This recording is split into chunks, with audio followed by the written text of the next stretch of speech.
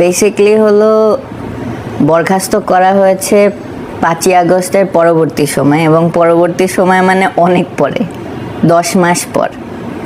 কারণ আমাকে মানে আমাকে 7 আগস্টে অ্যারেস্ট করা হয়েছিল। তো 7 আগস্টে অ্যারেস্ট করার পরে প্রায় 45 দিনের মতো 20 সেপ্টেম্বর পর্যন্ত আমি হলো অ্যারেস্টেড ছিলাম এই যে 300 ফিটের একটা বেজে। তারপরে ওখান থেকে ছাড়া পেয়ে আমাকে কাপ্তাই বেজে পাঠিয়ে দেওয়া হয় একদিনের মধ্যেই, মানে জাস্ট ইমিডিয়েট। এবং কাপ্তাই বেজে যাওয়ার পর বিভিন্নভাবে আমাকে সার্ভেলেন্সের মধ্যে রাখা হয়, মানে নট লাইক আমি বন্দি ছিলাম, অফিস করতাম, সবই করতাম, বাট জানতাম যে পিছে পিছে আপনার ইন্টেলিজেন্সের লোকরা খুব তৎপর। তো এরপরে হলো আমার ইন্টারনেট অ্যাক্টিভিটি নিয়ে প্রবলেম, আমি ছবি দিলে প্রবলেম, আমি কোনো স্ট্যাটাস দিলে প্রবলেম। পৃথিবীর সব অফিসাররা নানান ধরনের ছবি ভিডিও সবই তো দেখেন, আপনি অনলাইনে গেলেই দেখতে পারবেন যে তারা হলো নিজেদের ফ্যামিলির ছবি দিচ্ছে, নিজের ছবি দিচ্ছে, অনেকে আবার পলিটিক্যাল কথাও বলে, কিন্তু কারো কিছুতে কিছু প্রবলেম হয় না, বাট আমি বললেই প্রবলেম। কেন? এইটাই কারণ যে যেহেতু আমি 5th আগস্ট একজন পাবলিকলি এসে পুরা সিস্টেমের এগেনস্টে কথা বলে ফেলেছি, এবং রানিং গভর্নমেন্ট, আমি যখন কথা বলছি তখনও তো হাসিনার গভর্নমেন্ট রানিং গভর্নমেন্ট, সো আমি তো ইন্ডিভিজুয়ালি কাজটা করেছি। তো এটা একটা ইফেক্ট ফেলে গিয়েছে যে এরকম সাহস আরেকজনকে করতে দেওয়া যাবে না। এই সাহস যদি আরেকজন করে তাহলে তো আমার বিশ্বাস যে কিছু ক্ষেত্রে এটা রং প্র্যাকটিস হবে, আবার কিছু ক্ষেত্রে যখন এরকম হাসিনার মতো স্বৈরাচারী এসে বসবে তখন এটা প্রয়োজন। এবং স্বৈরাচারী না, ভিতরে আরও অনেক ইস্যুস আছে এই ক্ষেত্রে। যেমন ইউএসএতে হুইসেল ব্লোয়ার্স অ্যাক্ট আছে, যে কখনো সিস্টেম্যাটিক প্রবলেমের জন্য ভিতরের লোক যদি দেশের স্বার্থে ভালো কথা বলে সেই ক্ষেত্রে কিন্তু সেটাকে ভালো করে দেখা হয়। সো ওই সেন্সে আমি বলবো যে এটা প্রয়োজন। তখনই আস্তে আস্তে আমরা চেক অ্যান্ড ব্যালেন্সেস থাকবে যে আচ্ছা this is right, this is wrong, সিস্টেমের প্রবলেম কি, সিস্টেমের ওয়ে টু রিকভার কি। তো ওই ওয়ে টু রিকভারের রাস্তা হয়তো অনেকেই চান না, সেই জন্য আমার মতো ব্যক্তি যে হলো ওপেনলি কথা বলে তাদেরকে কি বলবো কুণ্ঠাসা করা হয়, অ্যান্ড দেন আটকায় ফেলা হয়। না, আপনি কথা বলেছেন কি, মানে আসলে ব্যাপারটা আসলে কি, মানে কুই কথার কারণে মনে হচ্ছে যে এটা সিস্টেমের বিরুদ্ধে বলা হচ্ছে? আচ্ছা, পুরাটাই তো, যে ফর এক্সাম্পল আমি আমার স্পিচের মধ্যে বলেছিলাম যে হাসিনার সরকার এখন যেতেই হবে। তারপর তাদের ছাত্রলীগ বলছি আমি, মানে ছাত্রলীগই, ওদেরকে আমি বলছি গেদরলীগ। তারপর তাদের যেতে হবে। তারপর আমি বলেছি যে ডিফেন্সের মধ্যে আমরা বসে কি লেডিস ক্লাব করার জন্য বসে থাকি, নাকি পুতুল পুতুল পুতুল সেজে কোনো সরকারের সাথে সে যা বলবো, উঠতে বললে উঠবো, বসতে বললে বসবো, এই জন্য কি আমরা আছি? বা আমাদেরকে মানুষ খুন করতে বললে আমরা খুন করে দিব? মানে আইডিয়াটা এরকম ছিল যে I completely spoke against what was going on. তখন তো অনেক কিছুই চলছে। তো এরপরে এইসব চলতে চলতে আমাকে যে অ্যারেস্ট করলো, বের করে আবার থ্রেট দিয়ে তারপর কত 10 মাস, এই যে 18 মে 2025, এতদিন কিন্তু আমি কাপ্তায়ে নর্মাল চাকরি করছি। হ্যাঁ, অনেক প্রেশার ছিল, যেরকম আমি হলো আজান দিতাম অনেক সময়, সে আজানও দেওয়া যাবে না। তা আমার প্রশ্ন হলো যে বর্তমানে ওরা আবার ইন্টেলিজেন্সের লোক দিয়ে আমার বিরুদ্ধে অনেক ওই চারিত্রিক প্রবলেম শো করানোর চেষ্টা করছে। তো এই যে নাকি তখন ওই তখনও এখনো আবার, মানে 5ই আগস্টের পর 7ই আগস্ট যখন আমাকে অ্যারেস্ট করলো, ঠিক 8 আগস্ট যখন ওরা শিওর, এবং শিওর কিন্তু ডিফেন্স ছাড়া কেউ জানে না যে আমাকে অ্যারেস্ট করা হয়েছে, তার মানে এই শিওরিটির জন্য কি উপায় আছে? ওরা ভিতর থেকে হয় বাইরে জানিয়েছে, অথবা নিজেদের লোকদেরকে দিয়ে, ইন্টেলিজেন্স যারা, এদেরকে দিয়ে আমার এগেনস্টে প্রোপাগান্ডা সরাইছে। কেন? যাতে আমার যে ফলোয়িং বা আমাকে যে মানুষে পছন্দ করছে, এই পছন্দ যাতে না থাকে। আর তখন তো আমার কথা বলারও উপায় নেই, কারণ আমার কোনো ডিভাইস নাই, আমার রুমে কোনো টিভি নেই, আমার জানারও উপায় নেই যে বাইরে চলছে কি। তো এই 7 আগস্ট আমাকে অ্যারেস্ট করলো। 8 আগস্ট পিনাকি ভট্টাচার্য একটা পোস্ট দিলেন যে লেফটেন্যান্ট ইন্তেসারকে ছেড়ে দেন। ঠিক তার 1-1.5-2 ঘন্টার মধ্যে এই ধরনের পোস্ট স্টার্ট হয়ে গেল। এগুলো আমি বের হয়ে দেখেছি। যে ওর হলো ক্যারেক্টার খারাপ, 5 বউ, হ্যান ত্যান, মানে যা আছে, মানে অ্যাজ ইফ পৃথিবীর মানুষ সব ধোয়া তুলসী পাতা আর আমি খারাপ, আবার দুনিয়ার যত মেয়ে আছে সব আমার বউ। মানে কি বলবো, ইললজিক্যাল অ্যান্ড মানে out of this world claims. যাই হোক, সো ওই তখন থেকে শুরু করেছে, তখন আবার বন্ধ হয়ে গেছে যখন ওরা ভেবেছে যে আচ্ছা ফাইন, ওকে তো যথেষ্ট ক্যারেক্টার অ্যাসাসিনেশন করে ফেলেছে, এখন মানুষ হয়তো ওকে আর বিশ্বাস করবে না। এরপরে এই যে আবার 18 তারিখ আমাকে ছাড়লো, তা আমি ছাড়া পেয়ে আমি অনেক জায়গা থেকে কাইন্ড অফ থ্রেট পেয়েছি, আমাকে ইনডিরেক্টলি ডিরেক্টলি। এটা মানুষ আমাকে পছন্দ করে সেফটির জন্য হয়ে থাকুক বলুক, অথবা আমি কোথাও ইঙ্গিত পেয়েছি যে না আসলেই আমাকে ট্র্যাক করা হচ্ছে, এবং এর আগে আমার ফোন ট্র্যাক করা হয়েছে, এটা তো আমি জানি। সো আই থট যে ফাইন, আমি অনেক দিন চুপ ছিলাম, ইনাফ ইজ ইনাফ। 10 মাস চুপ করেই তো ছিলাম, 10 মাস তো আমি এসে কোনো সাক্ষাৎকারে আসিনি, কোনো ভিডিও দিই নাই। সো মানুষ যদি বলে যে হঠাৎ কেন, বিকজ 10 মাস আমাকে I stayed within the system and I try to follow the system. আমি তো মানে সিস্টেমের বিরুদ্ধের লোক ইন দ্যাট সেন্স না যে আমি আমার ডিফেন্সের খারাপ চাই, আমি আমার ডিফেন্স যাতে ইমপ্রুভ হয় এটা চাই, আমাদের 3 বাহিনী যাতে দেশের জন্য কাজ করে এবং আমাদের যেসব রিকোয়ারমেন্ট আমি সেইটা চাই, এবং এখনও চাচ্ছি। আমার এই যে আপনাদের সাথে কথা বলা হোক, আমার ফেসবুক থেকে পোস্ট দেওয়া হোক, এভরিথিং ইজ রিলেটেড যে আমরা কেমনে এই 3 বাহিনীকে ইমপ্রুভ করব। সো এই যে এই কথাবার্তা বলতে পারা, মানুষ যাতে আমার কথাটা শুনতে পারে, এইটা যাতে বন্ধ করা যায়, এইটাও আরেকটা কারণ যে আমার ক্যারেক্টার অ্যাসাসিনেশন। আবার ভিতরের মানুষ যাতে আমার কথা না শুনে সেটার জন্য চাকরি খাওয়া, আবার ভিতরের মানুষের যাতে সাহস না বেড়ে যায় যে ও আচ্ছা এরকম একজন হলো আন্দোলনে চলে গেছিল ড্রেস পরে, ওর চাকরি থেকে গেল, হায় হায় কি বলে। মানে দিস ইজ অ্যাকচুয়ালি আউটরেজাস যে এরকম একটা ঘটনা করে তার চাকরি থেকে গেল। বাট এখানে একটা বিষয় আছে, আমাদের বুঝতে হবে যে আমার চাকরি 5ই আগস্টের ইস্যুতে ওনারা কিন্তু ডিরেক্টলি খাইতে পারেনি, এই জন্য এতদিন বসায় রাখছে। আই থিঙ্ক এগুলো পুরাটাই প্ল্যান ছিল, যে ওনারা ভাবছে যে যখন এটা ঠান্ডা হয়ে যাবে তখন আস্তে করে ইয়ে করবে। তো ওনারা বুঝে নেই যে বের হয়ে আমি আবার খুব ভোকাল হয়ে যাব। তো এটা গেল ওয়ান পার্ট যে কেন আমাকে এখন বের করেছে। আরেকটা পার্ট হলো যে আমি ভিতরেও I was trying to teach people যে what is right, what is wrong. এমন না যে আমি বলছি যে বিদ্রোহ করো, মিউটিনি করো, বিষয়টা এরকম না। বিষয়টা হলো ধরেন আমাদের অডিটস হয় বা অনেক ব্যাড প্র্যাকটিসেস ভিতরে আছে, তো সেগুলো নিয়ে আমি এখন খুব স্ট্রেট ফরওয়ার্ড হয়ে গেছি। আমি আগের মতো আর বেন্ডেবল না। কিরকম, আমার কাছে যেটা রাইট লাগছে আমি রাইট বলছি, রং লাগছে রং বলছি। আমার কথা হলো বাংলাদেশ 2.0, আমার তো চিন্তা এটাই ছিল যে উই হ্যাভ স্টার্টেড, রিস্টার্টেড। তো এই রিস্টার্টের মানে রিস্টার্টেড কিছু আমি ভিতরে দেখছি না, দেখছিলামও না, এখনও দেখছি না। বিকজ আগে যারা ছিল তারাই আছে, যারা সিস্টেম চালাচ্ছিল ওরাই আছে। এখন আপনারা আমাকে একটা জিনিস বলতে পারেন যে 5ই আগস্ট তো হাসিনার বিরোধিতা করেই তাকে সরা দেওয়া হয়েছে, এই সিনিয়ররাই তো বিরোধিতা করেছে, আপনারা এইটাও বলবেন। কিন্তু সিনিয়ররা তো বিরোধিতা করলো 5ই আগস্টে ঠেকায় পড়ে। ওনাদের যদি বিরোধিতা করতেই হতো ওনারা তো আরো আগে করতো। 5 আগস্ট পর্যন্ত যেতে হলো কেন? এতগুলো বাচ্চা মরলো কেন? তারা ঠেকায় পড়লো কেন? কারণ জুনিয়র অফিসার এবং সৈনিক, এয়ারম্যান, সেলার সবাই কাইন্ড অফ মনে মনে ধরেই রাখছে যে আমাকে যদি রাস্তা নামায় আমি ফায়ার করবো না।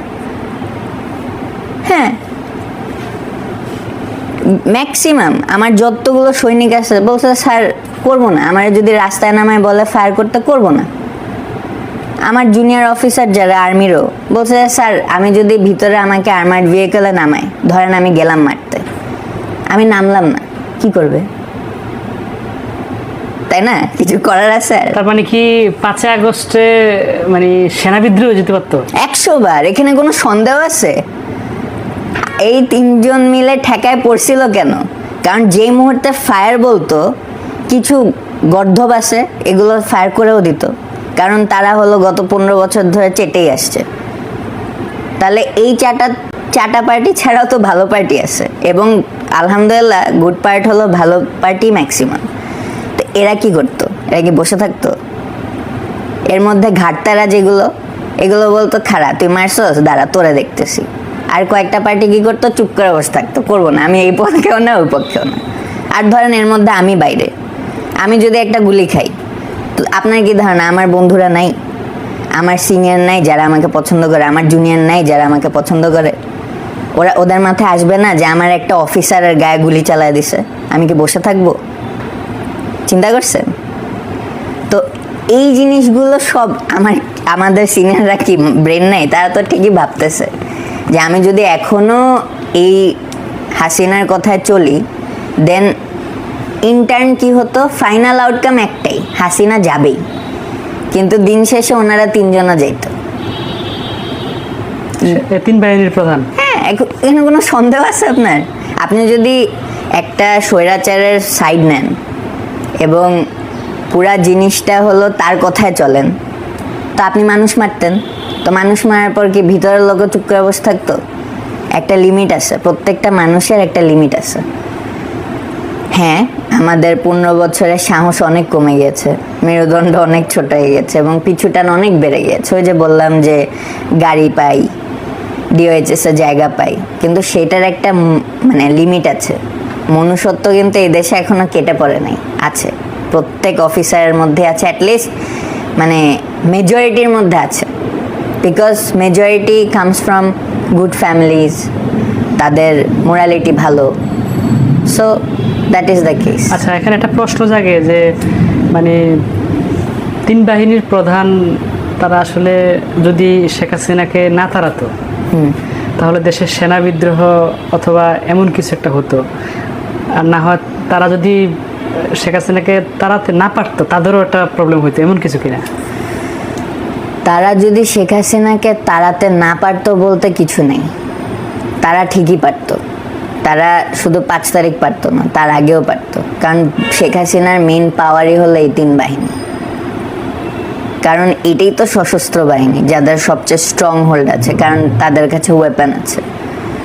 সো তাদেরকে যদি মানে শেখ হাসিনাকে যদি তারা ভাগায় না দিত, বিষয়টা এরকম না যে কি বলবো, যে তাকে সরাতে পারতো না, অলওয়েজ পারতো। Right right.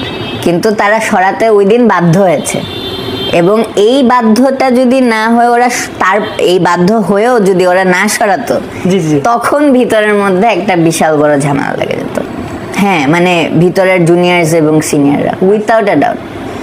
আচ্ছা আচ্ছা। মোস্ট সিনিয়র বলতে আমি বুঝাচ্ছি না যে সিনিয়র অফিসাররা, মানে সিনিয়র বলতে আমি বুঝাচ্ছি যে অফিসার্স, জুনিয়র সৈনিক যারা আছে এবং অফিসার্স জুনিয়র যারা। কারণ গ্রাউন্ডে তো তারা কেন মারবে? কাকে মারবে? এরা কারা? এরা তো আমার দেশের লোক, আমার ভাইও তো রাস্তায় ছিল। জি জি।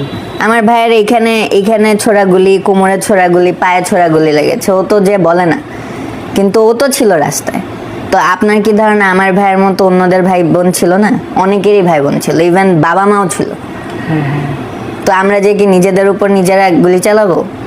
ওই কমন সেন্স যাদের নাই ওগুলো ঠিকই চালাইতো, কারণ ওদের ব্রেন খায় ফেলাইছে। কিন্তু ম্যাক্সিমামের ব্রেন এরকম না, আলহামদুলিল্লাহ। আচ্ছা, এখন আপনার বিষয়ে আসি, যে আপনার বিষয়ে যে এলিগেশনগুলো মানে দেয়া হলো, এগুলো আসলে কতটা সত্য? মানে আপনি তো বলেই গেলেন যে নারীর বিষয়ে আপনাকে মানে ষড়যন্ত্র করছে, ধরানোর চেষ্টা করতেছে, বা আপনি এই করছেন সেই করছেন বলে গেছেন, কিন্তু ঘটনাগুলো আসলে সাথে কতটা জড়িত? ঘটনাগুলো ডিটেলসে আমি যেতে চাই না, কারণ সোফার আমি ডিটেলস বলিনি অনেকগুলো মানুষের সেফটির জন্য। এখানে আমি একা ইনভলভ না। আমার ধরেন আগে এক ধরনের বিয়ে ছিল এবং সেটা তো একটা ফ্যামিলির সাথেই ছিল। সেই ফ্যামিলিকে ইন্টেলিজেন্সের লোকরা ব্যবহার করে আমার নামে বাজে কথা বলেছে, এবং তার আগে দুঃখজনক হলো আমি এককালে 2022 সালে একটা কাইন্ড অফ প্রেমও করেছি। অনেকেই করে, তবে আমি এটাকে রাইট বলছি না, ইট ওয়াজ মাই ফল্ট। এখন সেইগুলো এনে যদি 5ই আগস্টের মধ্যে ঢুকানো হয়, সেটার এটা কি একই জিনিস? হতেই পারে, একটা মানুষের লাইফে অনেক পার্সোনাল ইস্যুস থাকতেই পারে। আপনি বলেন না, মানে একটা লোক ধরেন আমার একটা ডিভোর্স আছে, তো এই একটা ডিভোর্সের কারণে ফার্স্ট অফ অল আমার চাকরি চলে যাবে। আর যদি ধরেন চলেও যায়, ধরলাম ঠিক আছে একটা ডিভোর্স দিছি এই জন্য চাকরি চলে যাবে, কি কারণ আল্লাহ জানে, তো সেই কারণে যদি চাকরি চলে যায়, আমি কি এরকম গাধা যে সেই চাকরি চলে যাওয়ার ভয়ে আমি এরকম একটা 15 বছর ধরে একটা যে ডাইনি এটার বিরুদ্ধে যাব? আমার পুরো 14 গোষ্ঠীরে মেরে ফেলাইতো সে যদি না যেত। এটা আপনার কোনো সন্দেহ আছে? কারণ এর আগে তাই করছে সে। তো একটা মানুষের তো কমন সেন্স আছে, কিন্তু ওই যে ইন্টেলিজেন্সটা হলো কন্টিনিউয়াস একটার পর একটা ফেক অ্যাকাউন্ট বানায় মানুষের মাথার মধ্যে ঠুসতেছে, এবং মানুষ তো বুঝতেছে না যে ও আচ্ছা। কারণ ডিফেন্সের একটা সিস্টেম আছে, বাইরের ল এতটা স্ট্রং না যেটা ডিফেন্সের ল স্ট্রং। ডিফেন্সে কিন্তু আমাকে বের করার পিছে 2টা কারণ হইতে পারে, আইদার হলো কোর্ট মার্শাল, অথবা বোর্ড অফ ইনকোয়ারিতে কোনো একটা ফাইন্ডিং, অথবা আমাকে direct dismissal without any clause, যেটা অলরেডি করেছে আমাকে, যেটা এখন নৌপ্রবিধানের হিসাবে যে ডিসমিসাল করেছে এটা কিন্তু কোনো কারণ দেয় নাই, কোনো ধরনের কারণ দর্শায় নেই। কারণ ওই আমাদের যে নৌপ্রবিধান ওখানে একটা অংশ আছে যে ডিসমিসাল আন্ডার এনি রিজন, ঠিক আছে? তো এটা হলো আমার যদি চিফ ভাবে যে ওরা আমি ডিসমিস করতে চাই, ওনার কারণও দিতে হবে না, তো ওই কারণে দিছে। তো আপনি আমাকে বলেন, যদি আমার চারিত্রিক সমস্যা ছিল এবং এতগুলোই প্রোভেন, তাহলে উনি সেটা কেন আমাকে কোর্ট মার্শাল করলো না? ওই ফাইন্ডিং কই, ওই রিপোর্টগুলো কই? এই যে এতজন এসে বলে আপনার নামে তো অনেক কিছু শুনেছেনই ভাই, একটা কাগজ দেন, এটাই। আচ্ছা, দেখেন আরেকটা বিষয় হচ্ছে যে আপনি যে একটা ভিডিও করলেন, যেটা নিয়ে অনেক জল্পনা কল্পনা বা আলোচনা 5 আগস্টে, সম্ভবত আপনি 4 আগস্ট রাতে করেছেন, পরে আপনি ছেড়েছেন, কিন্তু ওই সময় কেন? আগে তো আপনি প্রতিবাদ করেন না, আগে তো আপনি আন্দোলনের সম্মতি জানান না, কিন্তু ওই সময়টাতে কেন করলেন? হ্যাঁ, এটা একটা ইন্টারেস্টিং পার্ট, সেটার জন্য একটু পিছিয়ে যেতে হবে। 15 জুলাই, জি 15 জুলাই আমাকে একটা শাস্ত্রের বন্ধু বলছে যে আমার বন্ধুদেরকে মারছে, দেখ মেয়েদের গায়ে হাত তুলতেছে। তা আমি তখন বললাম যে দেখ, তুই যে সিস্টেম বসাইছস বা তোরা যে সিস্টেমকে সাপোর্ট করতেছিলি, সেই সিস্টেমই আজকে এসে তোদের বিরুদ্ধে স্বৈরাচারী করতেছে, এবং তোরা এখনো কিন্তু সিস্টেমের বিরুদ্ধে যাস নাই। তোরা কি চাইতেছিস? কোটার মানে তোরা কোটা নিয়ে আন্দোলন করতেছিস, সিস্টেমের বিরুদ্ধে কিন্তু আন্দোলন করতেছিস না। সো এই জন্য আই এম নট ইন্টারেস্টেড, কারণ তোরা যে স্বৈরাচারীকে বসাইছিস, ওই স্বৈরাচারী তোদের সাথে স্বৈরাচার খাটাচ্ছে। তো এটা বলে আমি বললাম আচ্ছা তুই ঢাকায় চলে মাথা ঠান্ডা কর, ইনশাল্লাহ সব ঠিক হয়ে যাবে। তখন আমি কিন্তু ইনভলভ না, আমি তখন ঢাকায় সুন্দর ঘুরে বেড়াচ্ছি, চাকরি করছি। তো এরপরে কি হলো, এই যে 16 তারিখ তো আবু সাইদকে মেরে ফেললো। তো আমি তখনই ভাবতেছি যে একটা ছেলে এরকম দাঁড়ায় আছে, তাকে ছোট্ট একটা রেঞ্জ থেকে মেরে ফেললো, মানে হোয়াট নুইসেন্স ইজ দিস।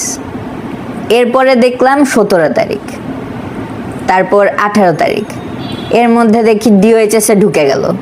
মানে দিস ইজ লাইক অবনক্সিয়াস যে তুমি ছাত্রলীগ, মানে পুলিশ ঢুকো, র্যাব ঢুকো, ডিফেন্স ফোর্সেস ঢুকো, ছাত্রলীগ ঢুকে যাচ্ছে হাতের মধ্যে মানে দাও কুড়াল নিয়ে। মানে দেশের কি অবস্থা, আমাদের কি অবস্থা, মানে ডিফেন্স ফোর্সেসের কি অবস্থা? আমরা চুপ করে বসে আছি যে একটা, মানে কালকে তো আমিও রিটায়ারমেন্টে যাব, তাই না?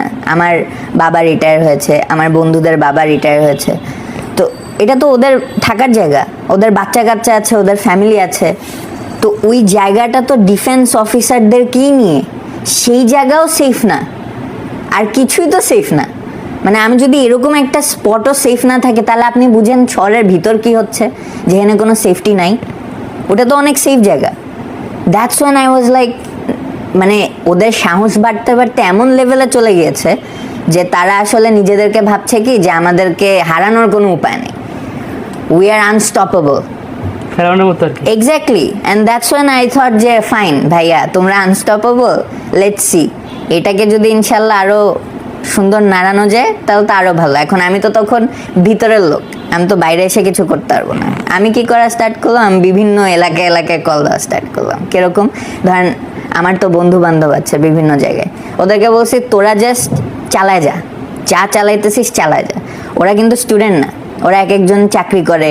যেমন কেউ হলো মাটি কাটায় থাকে, কেউ ইসিবি, কেউ হলো থাকে আপনার এই মুরাদপুর ওই ইয়েতে, কুমিল্লা।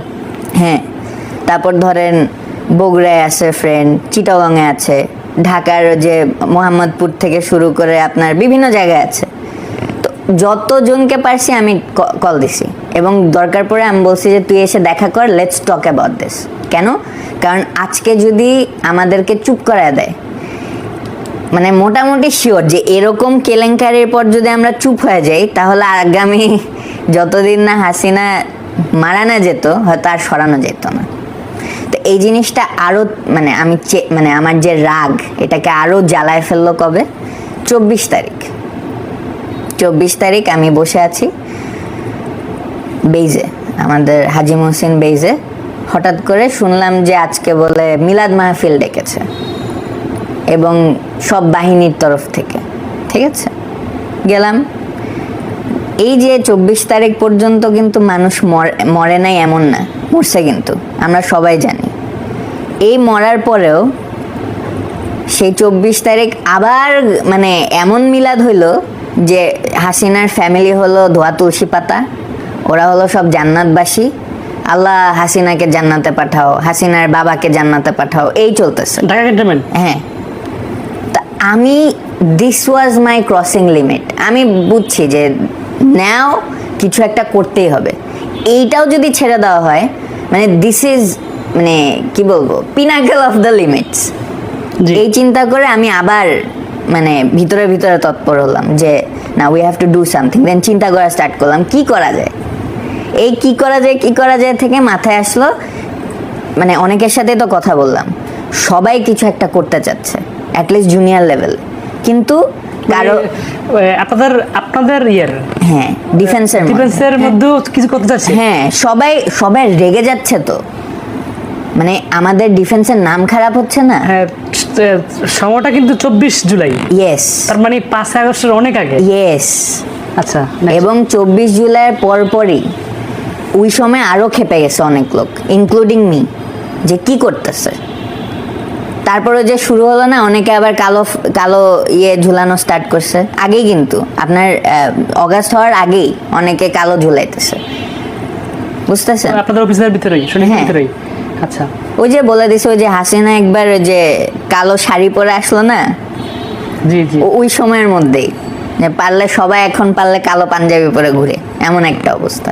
তো এগুলো তো মানে বাইরের মানুষের মনে হতে পারে যে এগুলোতে আমরা সবাই সাই দিছি, বিষয়টা এরকম না। ওটা বাইরের মানুষ যেমন খেপতেছিল, ভিতরের মানুষও খেপতেছিল। তারা ভাবছিল যে হোয়াট ইজ গোয়িং অন, যে একটা লিমিট আছে। তো তখন অনেকেই ভাবছিল যে আচ্ছা কি করা যায়। এটাকে 3 বাহিনীর মধ্যে সবাই? হ্যাঁ, জুনিয়র লেভেলে এমন কেউ নাই ওই সময় যে তারা হলো খুব এটার পক্ষে ছিল, আমি অ্যাটলিস্ট দেখি নাই। সিনিয়ররা হয়তো চুপ করে ছিল, আর সিনিয়রদের সাথে আমার তো কথা হওয়ারও সুযোগ নেই, কারণ সব তো অনেক সিনিয়র। আমি তো লেফটেন্যান্ট, মানে আর্মির ক্যাপ্টেনের সমান। যাই হোক, তো এইসব দেখতে দেখতে তখন আমি ভাবলাম যে, তো অনেককে জিজ্ঞেস করলাম যে আচ্ছা চল তাহলে একসাথে কিছু করি, এটা তো কেউ আসবে না। তো সবার কথা হলো তোর যদি এত ইচ্ছা তুই কর কিছু। তো যখন এটা বলছে আমি ভাবছি যে মানে ওরা ফাইজলামি করেই বলছে, কারণ অবভিয়াসলি নর্মালি আপনি চিন্তা করেন একটা মানুষের একজনের এই সাহসটা, মানে ইটস নট নর্মাল, ঠিক আছে? কিন্তু ওই যে আমার তখন তো জেদ উঠে গিয়েছে, তার উপর আব্বু মারা গেল 13 জুলাই, জাস্ট কিছুদিন আগে মারা গেছে। আব্বু বীর প্রতীক ছিল, আমার সারা জীবন ইচ্ছা ছিল যে আব্বুকে ট্যাকেল দেওয়ার মতো কিছু একটা করতে হবে। এই যে সুযোগ আমার মাথায় চলে আসলো, না আমি কিছু একটা করব, যদি কাউকে না নিয়ে করতে পারি একাই করব। এই একা করব থেকে শুরু হলো যে কি করা যায়। এই নিয়ে আমি 27 জুলাই মোটামুটি একটা প্ল্যান সেট করে ফেললাম। তখন থেকে ওই যে আমি যে 5 আগস্ট বা 4 আগস্ট রাত্রেবেলা যে স্পিচটা দিয়েছি, ওটা আমি 27 জুলাই থেকে মোটামুটি লিখছিলাম যে এরকম ভাবে মানুষকে ডাক দেই তারপর হয়তো কিছু একটা হবে। তারপর 30 জুলাই আমি চিন্তা করলাম যে ওই দিনই ঘটায় দিই, ওই ভিডিওটা ওই দিনই ছেড়ে দিই। পরে আমার কিছু বন্ধু বান্ধব এসে আমাকে আটকালো। তারপর 1 তারিখ আবার চেষ্টা করলাম, এরপরও হয় নাই কোনো একটা কারণে।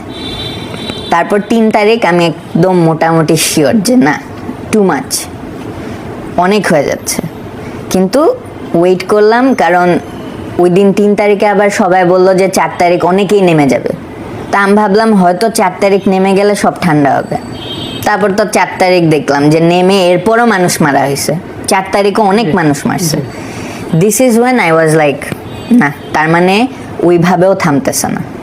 এর মধ্যে আবার ডাক চলে আসলো যে মার্চ টু ঢাকা। তখন আমি চিন্তা করলাম ইস্পার বা উস্পার, টু মাচ। দেখি ডিফেন্সের তো কেউ কিছু বলতেছে না, মানে পাবলিকলি। 3 তারিখ হয়তো একটা মিটিং হয়েছে, তো মিটিং হওয়ার পরও তো 4 তারিখ কত কিছু হইলো, কেউ তো আটকাতে পারলো না, তাই না?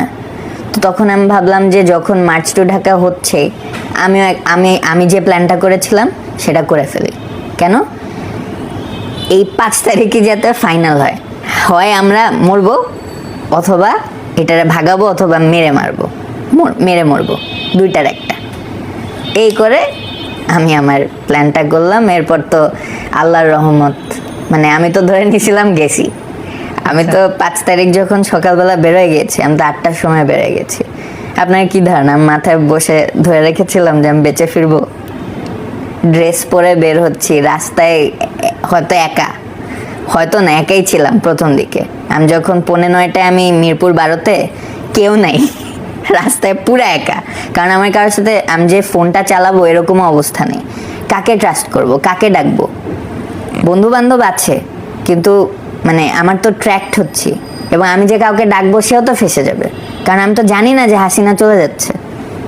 সো তখনও আমার মাথায় ছিল হয়তো আমি বাঁচবো না।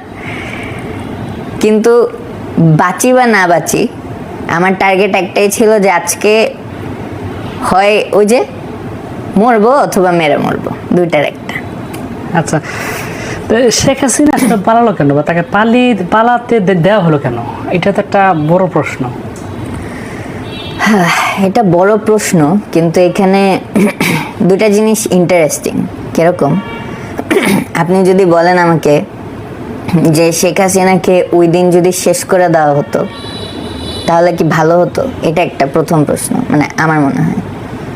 তো আমি বলবো যে না, যদিও আমরা সবাই তাই চেয়েছিলাম, আমি তখন তাই চেয়েছি যে এটারে আজকেই শেষ করে দেওয়া হোক। কিন্তু আলহামদুলিল্লাহ, যে বলে না আল্লাহ যা করে ভালোর জন্য করে, আমি এখন ভাবছি যে হাসিনাকে যদি ওই দিন মেরে ফেলা হতো তাহলে এই যে এরপরে যে কন্টিনিউ যা হলো দেশে, এগুলো কিন্তু আইদার ওয়ে চান্সেস হতো। কারণ হাসিনা কিন্তু মেইন প্রবলেম না, মেইন প্রবলেম তার শাখা প্রশাখা, যাকে দিয়ে এতদিন যা করিয়েছে, ওগুলো কিন্তু সবই আছে, একদম জায়গা মতো আছে এখনো।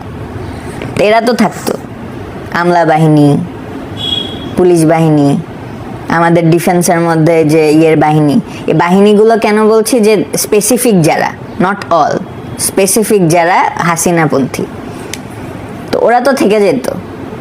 তখন আপনি কাকে দোষ দিতেন? এখন আপনি হাসিনা দেশের বাইরে বসে বসে পেঁচাল পারতেছে, অনেক কিছু করছে, আপনি বলতেছেন হাসিনা করাচ্ছে। ওকে মেরে ফেললে কি করতেন? তখন কাকে ধরতেন? তো যে ইনিশিয়াল যে একটা দোষারোপ দেওয়া, বা আমি যে ব্লেম শিফট যেটাকে বলে, এই ব্লেম শিফটের জন্য তার থাকে একটা ভালো জিনিস হয়েছে।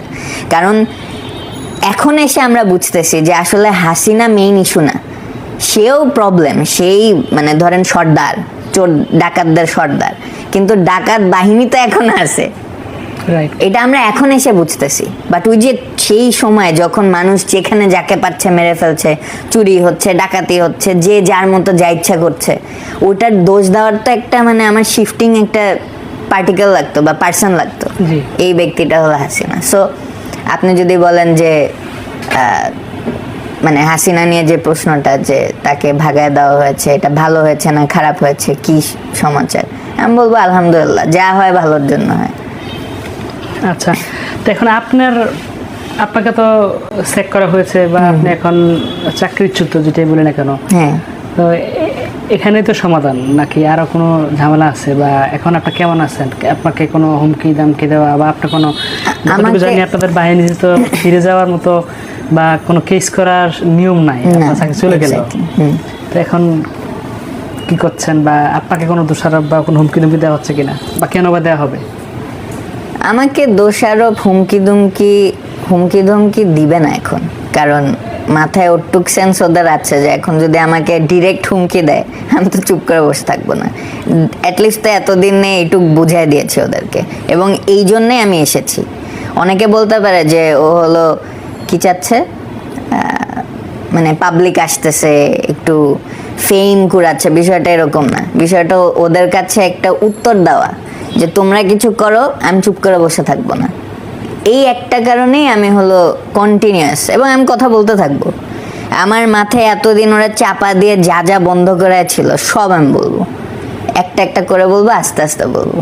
কেন বলবো? কারণ এটা আমি 3 বাহিনীর ক্ষতি চাই না।